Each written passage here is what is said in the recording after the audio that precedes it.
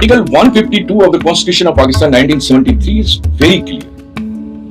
It says acquisition of land by the federal government for the purpose is connected with the matters within the federal legislative list. या ऐसे areas के लिए वो acquire कर सकती है फेडरेशन जिसपे नेशनल असेंबली कवानीन बना सकती है। अब एग्रीकल्चर तो फेडरल इशू है ही नहीं, एरिया ही नहीं है। एग्रीकल्चर तो प्रोविजनल डोमेन है। आज मैं लैंड्स के हवाले से डिस्कस करूंगा, स्टेट लैंड्स के हवाले से, and the way it is been allotted to the greater Cholistan project by the government of Sindh under the Land Acquisition Act 1894. Green Pakistan Initiative, a project led by the Federation of the Federal Government. अच्छा, ये क्योंकि technical subject है, मैं request करूंगा कि इस video को completely देखिएगा। मैं कोशिश करूंगा कि शॉर्ट से शॉर्ट वीडियो बनाऊं, लेकिन अगर कोई एम्बिग्यूटी है, कोई सवाल है तो आप कमेंट्स में दीजिएगा। मैं कमेंट्स पढ़ूंगा और उनके जवाब भी दूंगा, उससे रिस्पॉन्ड करूंगा प्रॉपरली। ये तो ऑन रिकॉर्ड है, वो खुद क्लेम करते हैं, सीएम सिंध, मिनिस्टर्स और द पॉलिटिशियंस जो गवर्नमेंट से बिलोंग करते हैं, उन्होंने खुद क्लेम किया ऑन रिकॉर्ड कि उन्होंने जमीन दी है ग्रीन पाकिस्तान इनिशिएटिव के लिए, a project again led by the federation. सवाल ये पैदा होता है कि आया government of Sindh green Pakistan initiative project के लिए चोलिस्तान, ग्रेटर चोलिस्तान के लिए जमीन प्रोविंस की अलॉट कर सकती है या नहीं कर सकती। सबसे पहले तो ये समझने की कोशिश कीजिए कि स्टेट और गवर्नमेंट में फर्क होता है। Government is one of the organs of the state, और जमीन बिलोंग करती है स्टेट को, उस प्रोविंशियल स्टेट को जहां पर वो फॉल करती है, ठीक है ना। Article 172 sub article 1 of the constitution says the land which falls within the ambits of the province on a lease land, that land shall belong to that province. अगर किसी प्राइवेट पार्टी को belong नहीं करती है तो province को presumption shell always be drawn in favour of the province, state. Government उसकी custodian होती है, एडमिनिस्टर करती है, क्योंकि वो चोजन रिप्रेजेंटेटिव होते हैं। जमीन स्टेट को, पब्लिक को बिलोंग करती है तो उसको एडमिनिस्टर करते हैं, लेकिन एडमिनिस्टर करने के लिए कानून से बाहर जाकर तो नहीं कर सकते ना। अगेन बात आती है कि आया लैंड एक्विजिशन एक्ट के तहत कर सकते हैं या नहीं। लैंड एक्विजिशन एक्ट के तहत दो पर्पसेस हैं जिसकी बुनियाद पर गवर्नमेंट जो है, अगर किसी प्राइवेट पार्टी को बिलोंग करती है जमीन तो उससे अक्वायर करेगी, अगर स्टेट को बिलोंग करती है तो उसे उसमें यूज करेगी उस प्रोजेक्ट के लिए। दो पर्पसेस है, एक पब्लिक पर्पस, दूसरा कंपनी। अब फेडरेशन को, वो अगर फेडरेशन को जरूरत पड़ती है किसी पब्लिक पर्पस के लिए या किसी कंपनी पर्पस के लिए, तो वो किस तरह से अक्वायर करेगी? वो उस प्रोविंस के थ्रू अक्वायर करेगी जिस प्रोविंस से वो जमीन फॉल करती है। लेकिन article 152 of the constitution of Pakistan 1973 is very clear.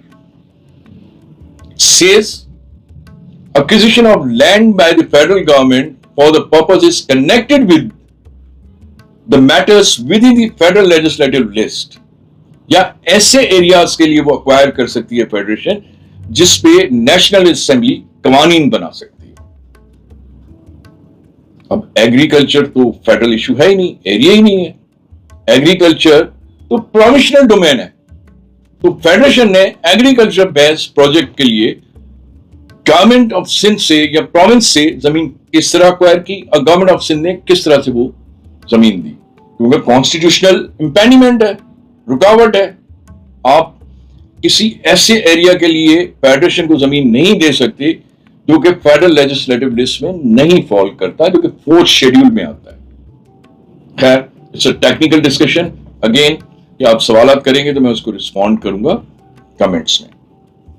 Second, company purpose जो है, क्योंकि ये कंपनी पर्पस है, ये कॉर्पोरेट फॉर्मिंग जो हो रही है, प्राइवेट इन्वेस्टमेंट को जो इनवाइट किया जा रहा है कंपनी पर्पस के लिए ना, जैसे मैंने दो पर्पसेस बताए, उसको चैलेंज किया गया है मल्टीपल केसेस में before various courts of law.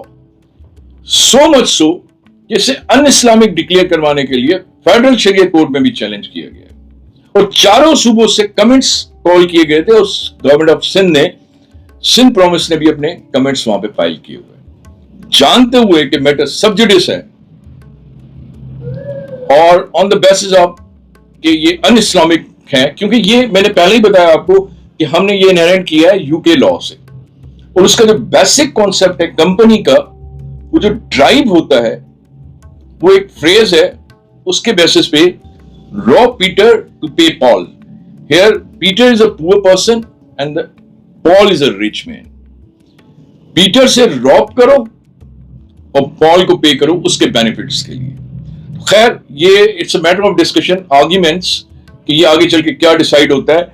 बदकिस्मती ये है कि पाकिस्तान और इंडिया दो मुल्क 1947 में मार्ज़ वजूद में आए। इंडिया ने भी वही कानून अडॉप्ट किया, पाकिस्तान ने भी वही कानून अडॉप्ट किया, लैंड एक्विजिशन एक्ट 1894।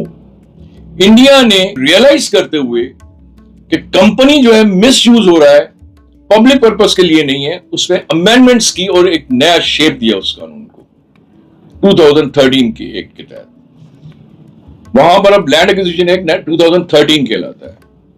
यहां पर हम आज भी उसी को पीट रहे हैं, उसी को कंटिन्यू कर रहे हैं, जो कि अभी डिसाइड होना है, yet to be decided whether it's an Islamic और अन इस्लामिक। खैर मैं वीडियो लंबी नहीं बनाना चाह रहा था, ये आपको बताना चाह रहा था कि किस तरह से लोगों को पब्लिक को डाक में रखकर और ये चीजें की जा रही हैं, जबकि ये टोटली इलीगल एक्ट है। ट्रांजिशनल गवर्नमेंट फेडरेशन को एग्रीकल्चर बेस्ड प्रोजेक्ट के लिए जमीन नहीं दे सकती क्योंकि कॉन्स्टिट्यूशनल उसमें एम्बार्गो है और मैटर्स सब judicial before courts of law. बाकी अगर एग्रीकल्चर पर्पस के लिए खुद अगर जमीन अक्वायर करती है, अगर प्राइवेट पर्सन्स को बिलोंग करती है तो अक्वायर करेगी, अगर स्टेट को बिलोंग करती है तो स्टेट उसे यूटिलाइज करेगी। तो अगर आपके सवाल आते हैं तो मुझसे जरूर पूछिएगा। Thank you very much. It's a long discussion, किसी दिन बैठेंगे फिर लॉन्ग वीडियो बनाएंगे, वीडियो बनाए या फिर हम एक सेशन करेंगे जिसमें ये सारी चीजें वन बाय वन डिस्कस करेंगे। Thank you very much.